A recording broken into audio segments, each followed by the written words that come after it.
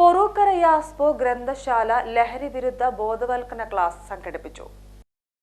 പൊറൂക്കര യാസ്പോ ഗ്രന്ഥശാല ലഹരി വിരുദ്ധ ബോധവൽക്കരണ ക്ലാസ് സംഘടിപ്പിച്ചു. കെ സുന്ദരൻ അധ്യക്ഷത വഹിച്ച ചടങ്ങിൽ അഡ്വക്കേറ്റ് കെ വിജയൻ ആമുഖ പ്രസംഗം നടത്തി. മയക്കുമരുന്നിന്റെ ദൂഷ്യവശങ്ങളെക്കുറിച്ച് excise preventive officer P Pramod ബോധവൽക്കരണ ക്ലാസ് എടുത്തു. സ്പോർട്സ് കായിക പരിപാടികൾ കലാപരിപാടികൾ നടക്കുന്ന സമയത്ത് അവിടെ ഉണ്ടായ കച്ചറയുമായി ബന്ധപ്പെട്ട് ടീച്ചർ പിടിച്ച് എന്ത് ചെയ്യാണ്, അവിടുന്ന് പുറത്താക്കേണ്ട അവസ്ഥ ലഹരി വസ്തുക്കൾ ഉപയോഗിച്ചിട്ട്. ആ പുറത്താക്കുന്ന സമയത്ത് ആ പ്രിൻസിപ്പൾ വിളിക്കുകയാണ്.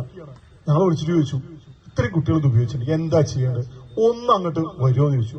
നമ്മൾ പറഞ്ഞത് എന്താ വെച്ചെങ്കിൽ വരാൻ പറ്റില്ല എന്ന് പറഞ്ഞു.